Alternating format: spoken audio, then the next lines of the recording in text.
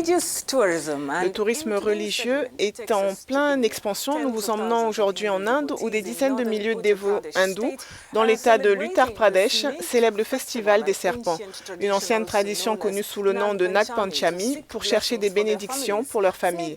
Les charmeurs de serpents s'asseyent à l'extérieur des temples pendant que les dévots font la queue pour offrir du lait au dieu des serpents et cherchent leur bénédiction. Certains dévots donnent du lait aux serpents dans leurs mains. Est-ce que vous serez capable de le faire? Regardez. Par dizaines, centaines et même par milliers, les hindous se bousculent dans cet état du nord de l'Uttar Pradesh pour prier à l'occasion du festival du serpent. Le rituel se répète tous les ans. Les dévots à travers la ville se freinent un chemin vers les temples tôt le matin pour offrir des fleurs, de l'eau à Shivlinga, qui est considéré comme un symbole phallique représentant les pouvoirs régénératifs du dieu hindou Shiva, le dieu de la destruction. Le dieu serpent est cher au seigneur Shiva et en lui proposant du lait, tous les vœux d'une personne peuvent être accomplis.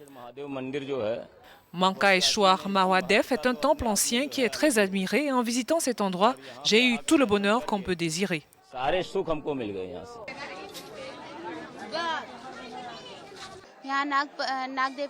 Les prières sont adressées au dieu des serpents ici. Le temple a été construit dans les temps anciens.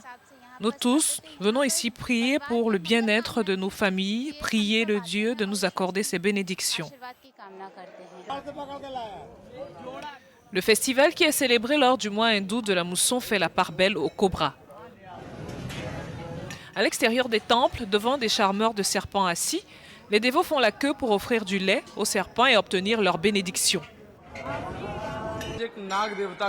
Aujourd'hui est le jour du dieu serpent et ce jour est connu sous le nom de Nag Panchami.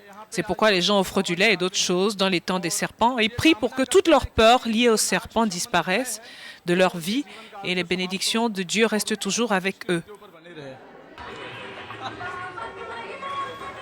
Dans le jainisme et le bouddhisme, le serpent est considéré comme ayant des qualités divines. Il y a une croyance selon laquelle un cobra a sauvé la vie du seigneur Bouddha.